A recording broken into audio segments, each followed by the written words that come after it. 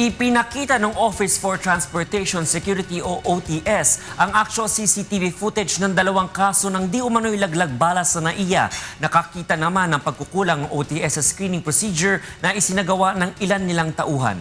Mula sa NAIA Terminal 3, ito ang balita ni Monokson Live.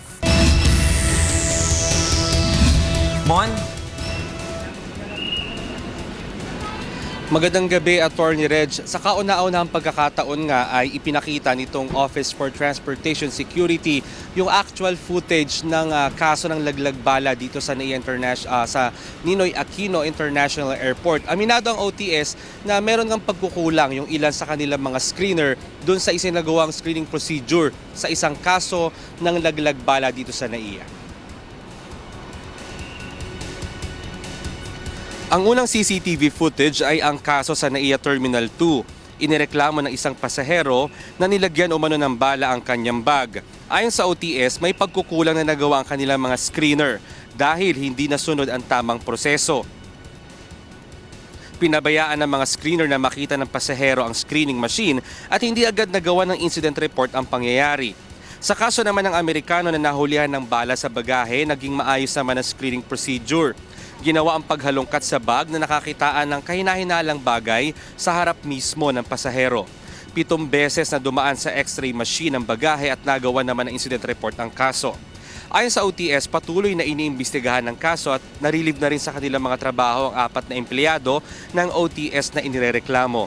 Ayon sa OTS, hindi nila kukonsintihin ang mga ganitong kaso at pananagutin kapag napatunayang may pagkakasala ang mga taong sangkot.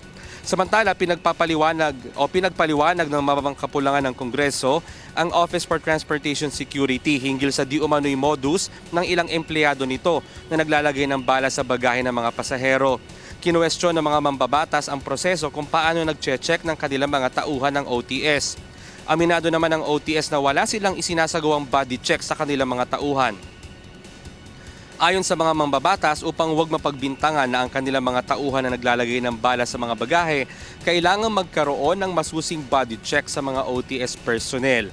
Ipinanukala naman ng ilan na mas makabubuting huwag na rin hawakan ng mga taga-OTS ang mga bag ng pasahero. Kung may nakitang kahinahinala, ipaubaya na lang umano sa mga pasahero ang paghalungkat sa mga gamit.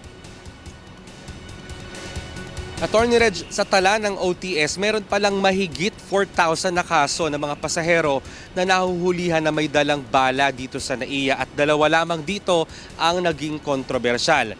Balak naman ng OTS na yung mga raw footage na mula sa CCTV ay gagamitin nila sa mga pagdinig dito sa mga demanda na isinampa ng mga pasahero para malaman kung guilty o hindi itong kanilang mga tauhan. Yan ang latest. Balik sa iyo, Attorney Reg.